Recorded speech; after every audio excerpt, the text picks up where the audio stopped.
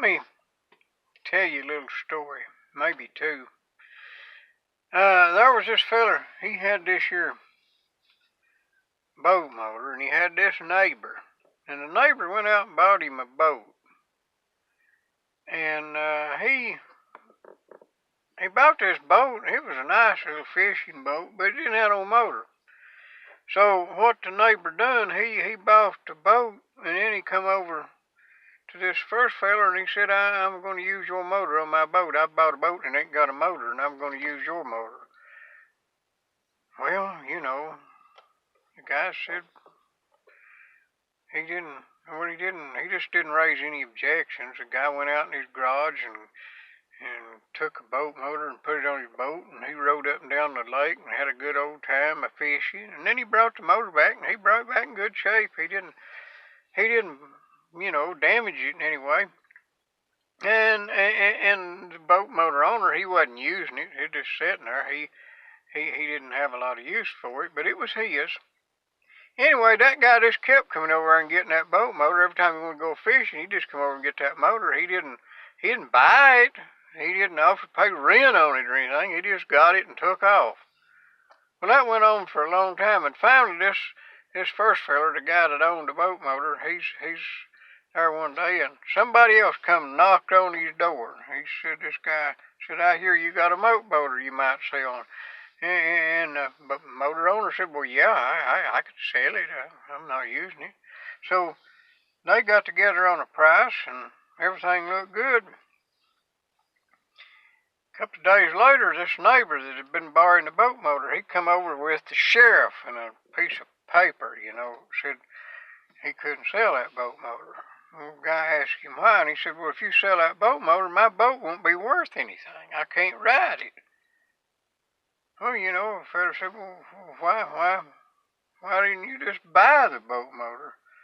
Well, I didn't want to. I was using it for free. Well, you could have rented it. Well, I didn't want to. I was using it for free.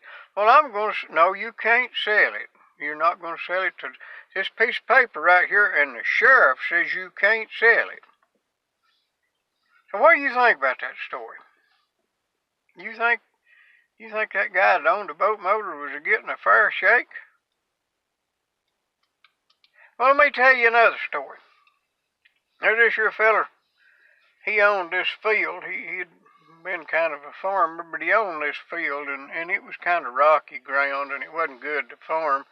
So he mostly just kept the weeds cut off of it, and there's a few little trees growed there, and there's an old pond there, and the ducks played in it, and it was kind of a pretty place.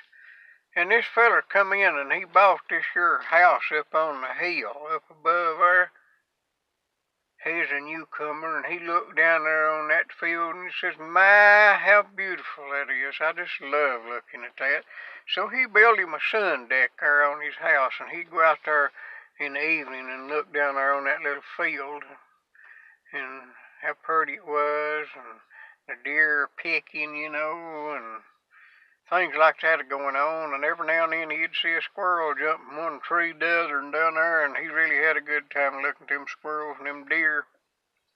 And his friends would come in from, up there, and they'd all sit there on the porch and admire that view. But the feller that owned the field, he was having a hard time. His wife was going to have one of them operations, and his young'uns' shoes was wore out, and they was whining and carrying on, and he was down on his back and having trouble working, and he was having a hard time. He was struggling.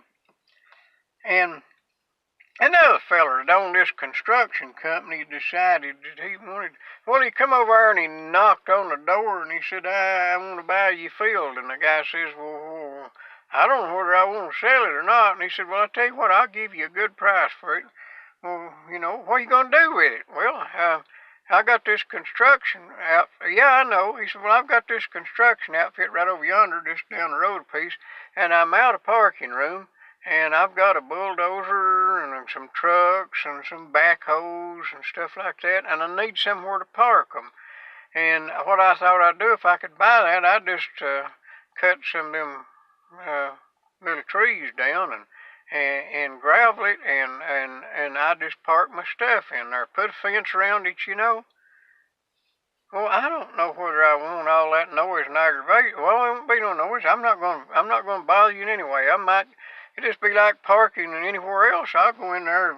Maybe it might be 2 or 3 days when I don't even start a motor over there. But I'm just gonna park my stuff, and there won't be nothing going on overnight. It won't keep you awake or anything. So they just arrived at a deal.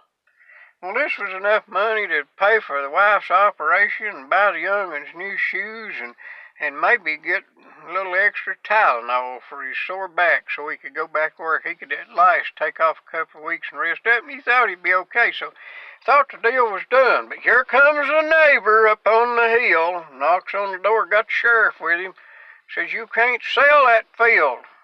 And the fellow says, "Well, why not?" And he says, "Well, it will destroy my view." And the guy says, "Well, won't you just turn around and look some other way?" "No, it will take away from my property values." So the fellow said, "Well, you mean the value of your property depends on what you look at on my property?" "Yes, and it's not right for you to diminish my property values." And the guy says, "You mean I've been adding to your wealth all this time you've been living up there?" "Yeah." "Well, you've not paid me any rent." "Well, no, I'm not going to pay you any rent. That's crazy." "Well, you've not, it was for sale, you know. I mean, obviously, I wasn't going to buy it. It was there when I moved here, and I like to look at it, and the law right here says you can't do nothing about it, 'cause it will diminish my property values." Don't hardly seem fair, you know, that fellow wasn't getting any compensation, but he was contributing to the apparent wealth of his neighbor up on the hill that wanted to look down on his field. Do you happen to see any similarities in these two stories? I'm just asking.